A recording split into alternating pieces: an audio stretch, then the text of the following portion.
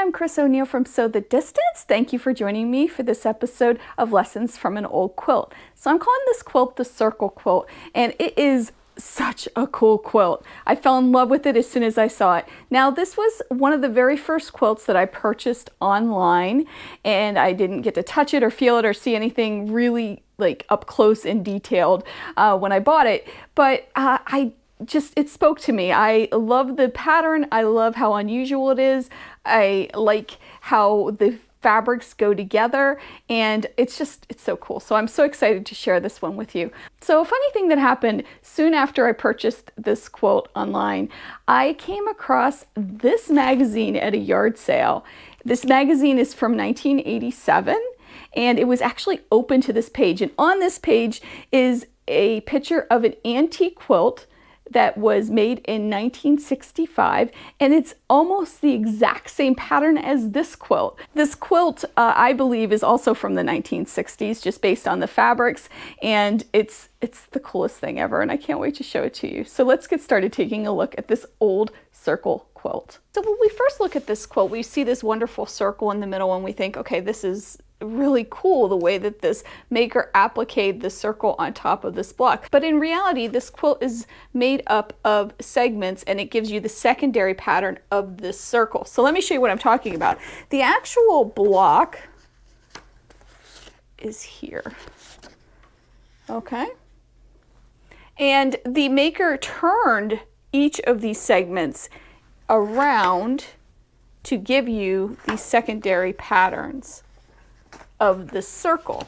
Now, each block itself, however, is made up of two segments. So within the block, you have these two segments. And if you look closely at this quilt, really study it like I did, you can see that there's a match to each segment. So let me show you what I mean.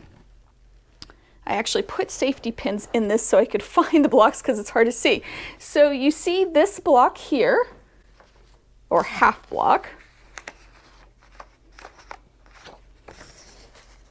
Okay, and this block has a partner, and let's see if I can find it,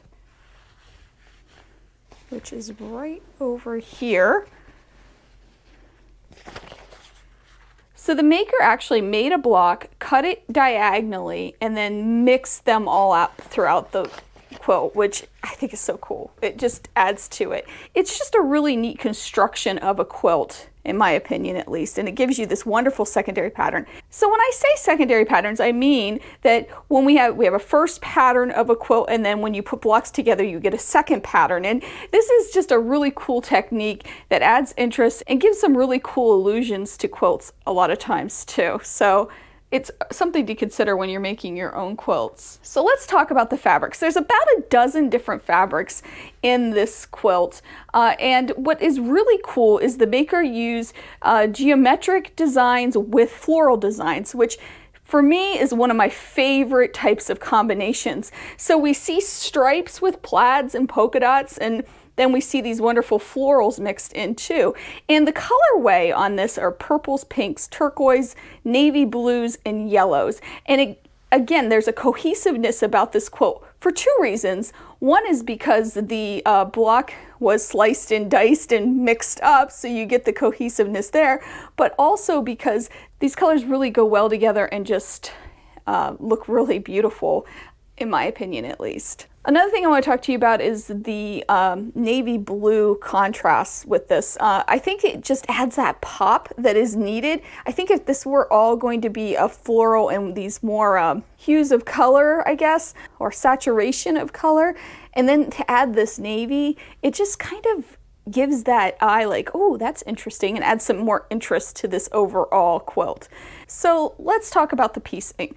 The piecing is done by hand and by machine. Now, I first thought, even with the construction of these blocks, that this was appliqued down, but it's not. The maker actually did a curved piecing on this by machine. However, the diagonals, when the blocks were pieced together, is done by hand. Now, if you're going to make this pattern, one thing you want to be careful about is making sure that your intersections match, because that's going to give you this circle effect, and the maker did a really great job of that. There's some little minor pieces that are off, but that's not a big deal. Overall, it just gives you this really great look. You also want to make sure there's a lot of contrast between the fabrics, because that'll also give you that whole overall look of a circle in the middle of the intersections of this block. So let's talk about the condition of this quilt.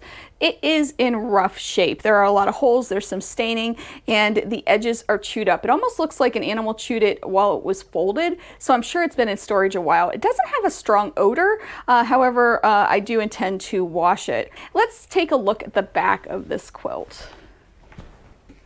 So if we flip it over,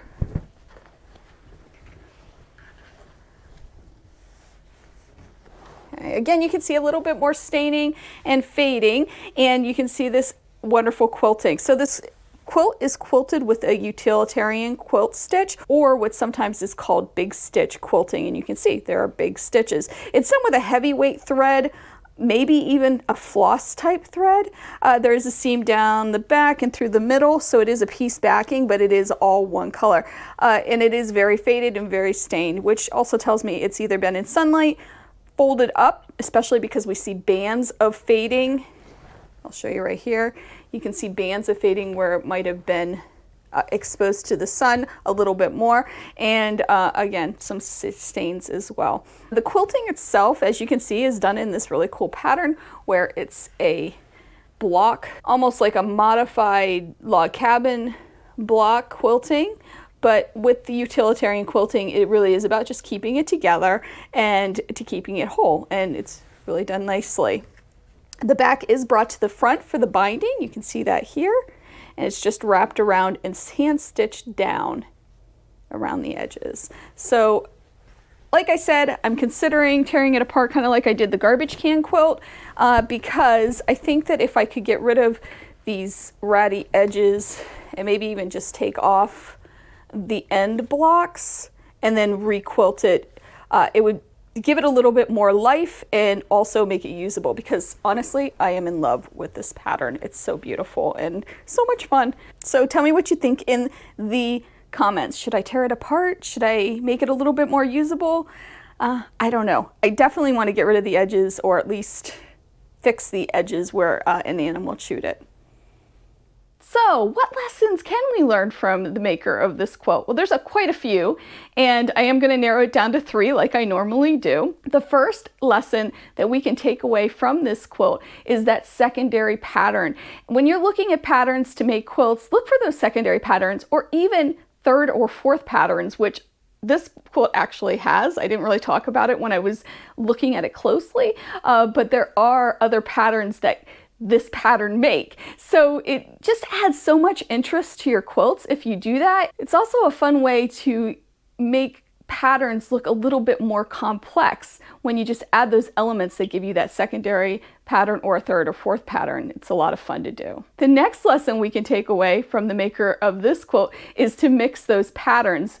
Florals and geometric patterns go so well together, and luckily right now they're really on trend. Even in the fabric line that I recently used in the table runner tutorial that I posted last week has that mix of plaids and stripes and florals all together. So it's really on trend right now, and you do see it in a lot of fabric lines. Try it, it's classic and it really works, and it adds just yet another element to your quilts that can give some interest and really make it look fabulous. And finally, the last thing we can learn from this maker is to use big stitch quilting.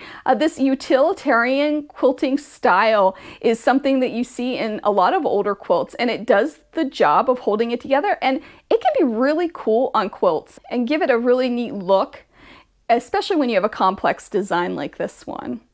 As always, thank you for watching. Please consider subscribing and giving me that thumbs up. And thank you so much for sharing these incredible quilts with me. It has been my pleasure to share them, and it's been so much fun. I love hearing from you too, so please comment and let me know what you think about this quilt. Should I tear it apart? Should I not? Should I just make it a little more usable, or just clean up the edges, maybe rebind it? I hope you have a wonderful week. Make some time to sew, and I'll see you soon.